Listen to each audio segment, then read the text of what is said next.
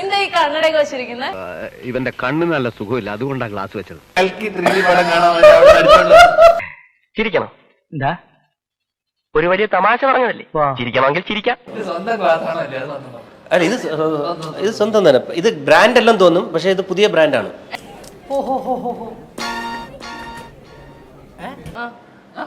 എല്ലാ പടവും വർഷശേഷം ഹിറ്റാണ് എന്ന് പറയുന്നു. അതെനിക്കറിയാം. അതെ അതെ. അതിൽ എന്റെ ഇന്റർവ്യൂവിന് വലിയൊരു പങ്ക് വഹിച്ചിട്ടുണ്ടെന്ന് ഞാൻ അഭിമാനത്തോടെ പറയും. ഒരിക്കലുമില്ല. ഒരാള് രക്ഷപ്പെടാൻ പോണെന്ന് അറിയുമ്പോ അതുവരെ അവനെ കുറ്റം പറഞ്ഞോണ്ടിരുന്ന നാട്ടുകാരൊക്കെ സ്ഥിരം പറഞ്ഞ ഡയലോഗ് ഇത്. അത് ചേർന്ന് എനിക്കിട്ട് ഈ വലിയ ലോറിയൊക്കെ ഓടുന്നതേ അതിൽ വെച്ച നാരങ്ങയ്ക്ക് എന്ന് പറഞ്ഞ നാരങ്ങയ്ക്ക് ഒരു അഹങ്കാരമുണ്ട്.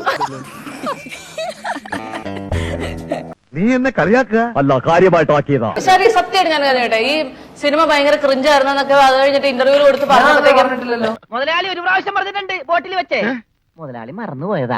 എല്ലാ ക്രിഞ്ചും ക്ലീഷയുള്ള വിനീത് ശ്രീനിവാസൻ പടമാണെന്ന് ഞാൻ അതിന്റെ പ്രൊമോഷൻ തന്നെ പറഞ്ഞിരുന്നു. അത് നിനക്ക് നേരത്തെ അറിയാമായിരുന്നു. ഏകദേശം അറിയായിരുന്നു. പേരല്ലേ നിനക്ക് ഇന്ദ്രധനുഷ്? ദൂസാറല്ലേ പേരിട്ടത്? എന്തുള്ള പേരാണത്? വിനീതേട്ടനോട് ഞാൻ ചോദിച്ചു പറഞ്ഞു, എടാ ഇവൻ ഇത്തിരി വളഞ്ഞിട്ടാ, അപ്പൊ റെയിൻബോ ഇന്ദ്രധനുഷ് അങ്ങനെയാണ് പേര്. നീ നേരെ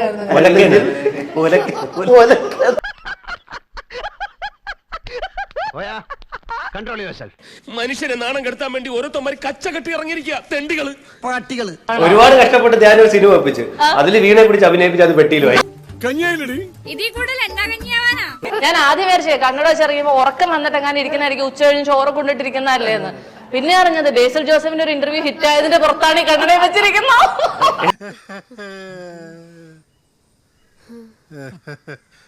ആരും ചിരിച്ചില്ല മാവ, ചമ്മിപ്പോയി. ഈ രണ്ട് വിവാഹിതരായ ആളുകൾ ഇനി വിവാഹം കഴിക്കാൻ ആഗ്രഹിക്കുന്ന മണിക്കൂട്ടന് എന്ത് ഉപദേശം കൊടുക്കും? ഞാനൊരു കല്യാണം കഴിച്ചതിന്റെ പ്രശ്നം ഇതുവരെ തീർന്നിട്ടില്ല. അപ്പോഴാണ് അവന്റെ കല്യാണം. എടാ കല്യാണം കഴിക്കണം. എന്താണ് അല്ല, ബാക്കിയുള്ള കാര്യങ്ങളൊക്കെ എല്ലാം നടക്കുന്നുണ്ടോ?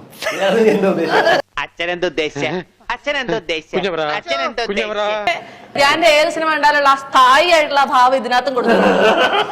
അതിന്റെ മാസ്റ്റർ പീസാണ്, അതിൽ കൈവെക്കാൻ ആരെയും അനുവദിക്കില്ല. സത്യം പറഞ്ഞു കഴിഞ്ഞാൽ അടുത്തേം കൂടെ കഴിഞ്ഞ് എന്തെങ്കിലും പറ്റിക്കഴിഞ്ഞാൽ ചേട്ടനെ ഞാൻ നോക്കണമെന്ന്. മനുഷ്യനെ താഴ്ത്തി കിട്ടുന്ന സ്വഭാവം പണ്ടേ നിന്റെ രക്തത്തിലുള്ളതാണ്. നീ എന്തിനാണ് ഈ ലോകത്ത് ജനിച്ചിരിക്കുന്നത് അറിയാം? എന്റെ കാലിലായിട്ട് ഇത് ഇന്നും ഇന്നലെയും തുടങ്ങിയല്ല.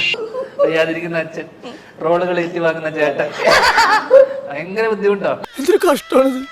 ഞാൻ കടിച്ചു പിടിച്ച് ക്ഷമിച്ച് ജീവിക്കണേ. ഞാൻ മറ്റൊരു സത്യം പറയട്ടെ, മണിക്കൂട്ടൻ ചേട്ടനിൽ ഞാനൊരു കുഞ്ഞു ധ്യാനെ കാണുന്നുണ്ട്.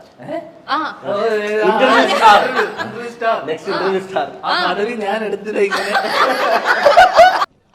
ഇന്ന് മുതൽ ഇവിടുത്തെ ഫ്രോഡ് രാജാവ് നീയാണ്. ഫ്രോഡ് രണ്ടാമൻ. ഈ ഇട്ടാവട്ടം കൊടൈക്കനാലിൽ രണ്ട് രാജാക്കന്മാർ ആവശ്യമില്ല. ഒന്നുകിൽ നീ അല്ലെങ്കിൽ ഞാൻ ഇതാ ഒഴിയാൻ പോവാണ്. നീ അവസാനം എന്റെ കിരീടത്തിൽ നോക്കി ഞാൻ പാട്ട് പാടും.